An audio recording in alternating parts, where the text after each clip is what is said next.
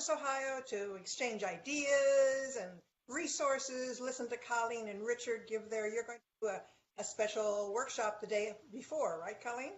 I am. I think so. We did it last year. The day before, we did a whole day training.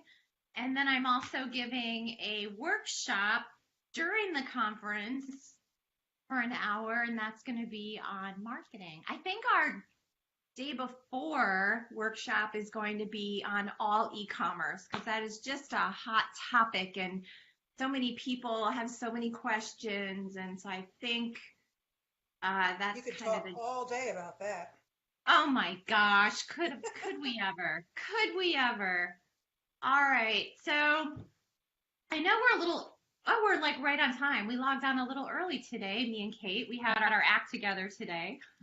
My workshop is going to be on the user experience, the whole idea of experiential spending, people wanting to have an experience. So I'm going to be talking about how shopkeepers can make not only being in their store, but also online an experience, a reason to plug in, to walk in, to drive in, whatever they're going to do.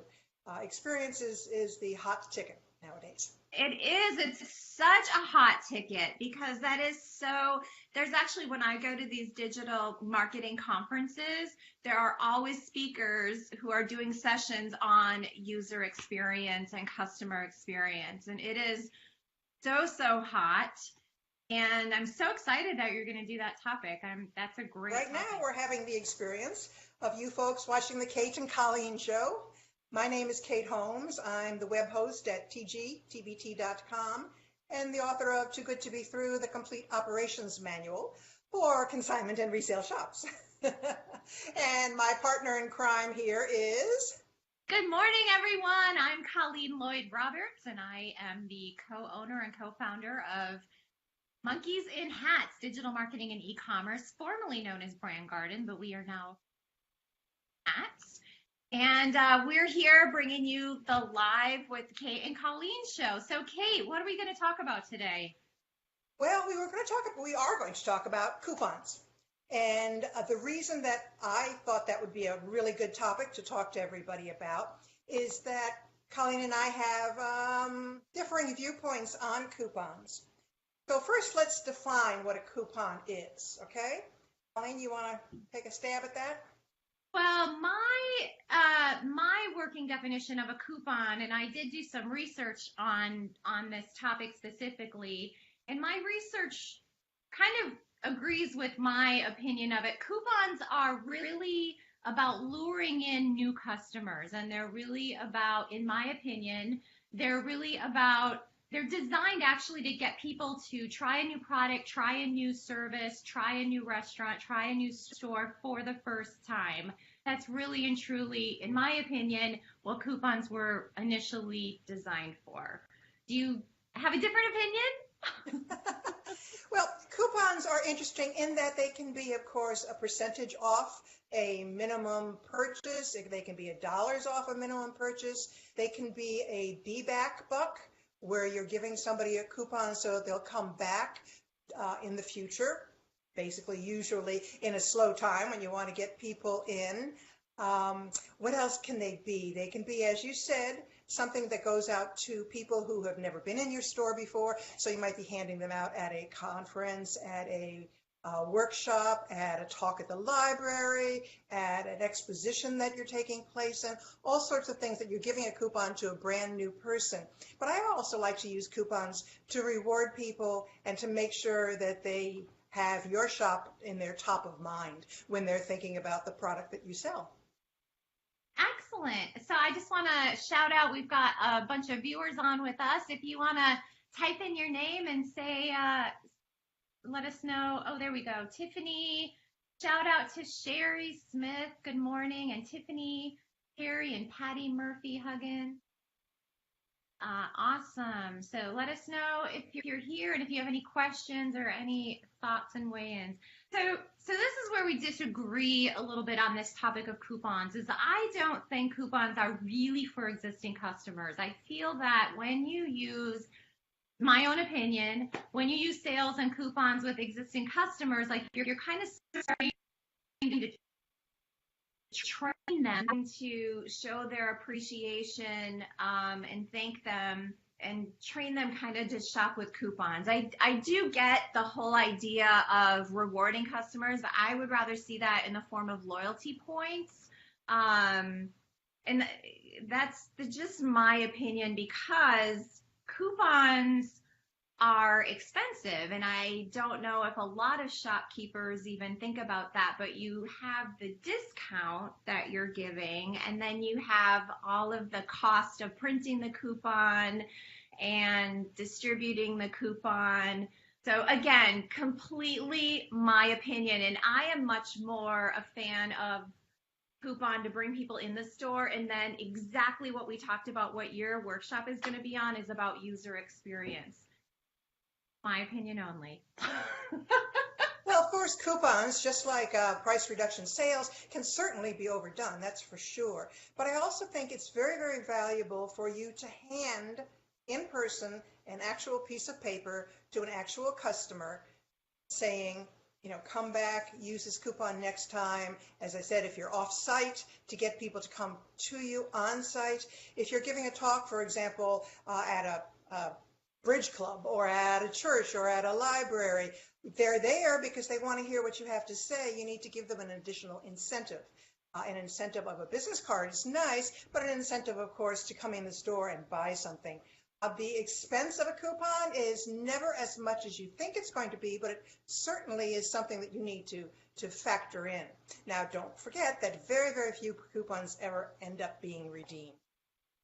The value of a coupon to me is that that piece of paper is in her purse, her pocket, her glove box, her refrigerator, wherever it is, with your name front and center on that coupon, reminding her again that your shop exists. There are so many things that people have to remember in their lives that if you can get that one more thing to remember, that, Encore Shop is here to serve you, and look at that, they're going to give me $5 off if I come in the month of March. I think that is worth every penny, and certainly printing nowadays is not that expensive. You're not going to print that many of them because you're going to switch them up. You can even print them, on your own printer. So I don't think the cost of producing it or of sending it out is a lot. I think the idea of reminding people and of getting them in, we all know that if we give them $5 off $25, they're going to spend at least $30 if they feel like that $5 is free. So I'm a real fan of that. I agree. I mean, loyalty points, frequent buyer cards, clubs of that sort are certainly part of your marketing, but I don't think that coupons should be discounted in this day and age.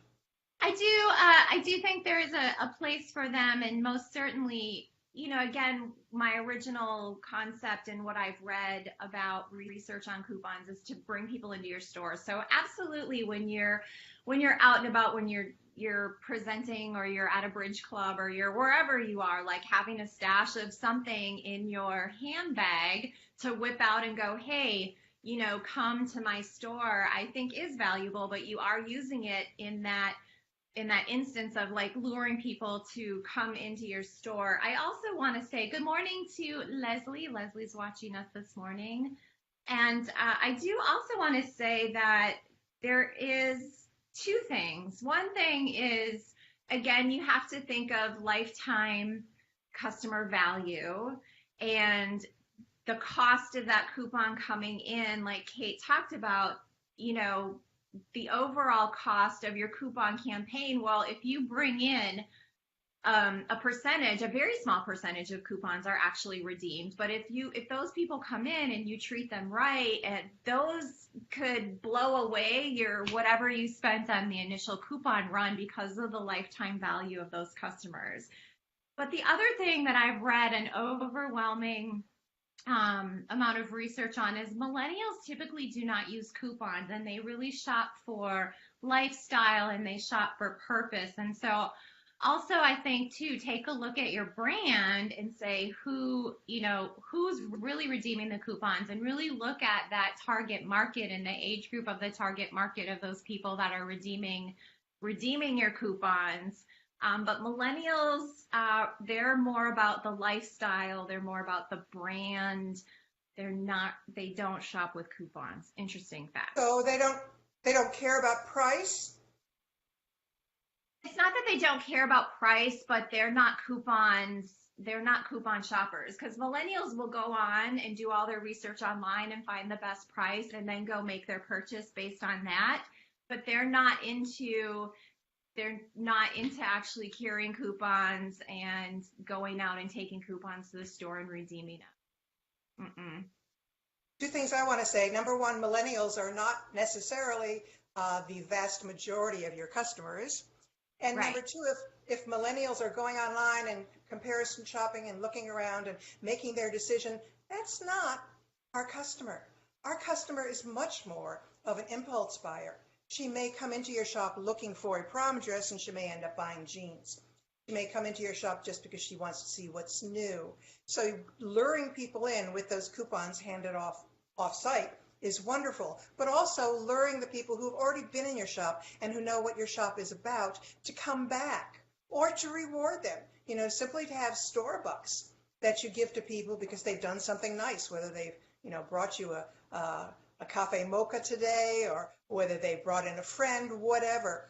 The whole idea, I think, to me, of coupons is having something in their hand that motivates them to come back. So it can be dollars off, it can be percentages off, it can be straight out store bucks, it can be, redeem this for a free gift the week before Easter, whatever you want it to be. But the whole idea is it's something in their hand.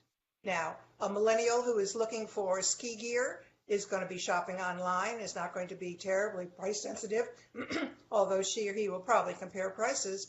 But the person who shops in a resale shop is not usually looking for one specific item. He simply wants to see what's there. He wants to see, do they have a desk for his office, but he'll settle for, a set of shelves instead. So trying to market your business strictly to millennials is not necessarily the way to go. Depending, again, as Colleen always says, on your branding. Yeah, depending on your branding, and I do think, I don't know, Kate, and we can talk about this in another topic because I know you have to run off in a few minutes, but I do think you can't ignore millennials because they're the future of your brand, because everyone's going to die off. I'm not saying ignore them, but I'm not saying they're the end all and be all of your marketing. No, they're not the end. They're not by any means. They're not the end all and be all. So a couple comments. Leslie had 1,000 coupons printed on Vistaprint for under $30. They had a sale. I leave them at every dance studio, network event, local banks, and so totally, yeah. And she said my demographic is over 35. And then Janie Landry said almost all of the people bringing my coupons back are older people, mainly over 40. And fortunately, the over 40s have a heck of a lot more spend than the under 30s. Yeah, so very, very interesting. And I think it's good, sometimes Kate and I agree, but sometimes we disagree, but I think it's good because it really provides, alternating viewpoints that you can look at both sides. Because if we agree all the time on everything, then, that's good. But when we disagree, it kind of, I hope, gives you the opportunity to go, wow, there's some really, good objective viewpoints. And I don't know, Kate, you can agree or disagree on this statement, but it also really depends too just on your market. Like there are some stores that are crushing it with coupons and billboards and things like that, and then there are other stores in different markets that just just don't. I mean, it's they might as well just like hand out money because those kinds of advertising doesn't work. So it really depends too. Like you have to know your market, different markets for different things. And of course, coupons are only one aspect of all of your marketing, and there's dozens and dozens of aspects of marketing. That's how Colleen and Richard are so helpful to you. But I would not overlook coupons. I would not say they're old school. Bed Bath & Beyond has coupons everywhere you look. I've got a whole sheaf of them, from magazines, from direct mail, from being handed out. Office Depot sends you coupons. Staples sends you coupons. If they work, they definitely work. Make sure that they look and are branded like your store. Don't make them look like a piece of foolscap that you're going to throw away. So spend some time designing it. I would urge you not to have too many that are the same. switch them up, make them look different, keep track of who's redeeming, how much they redeemed it for, where they picked it up, things of that sort.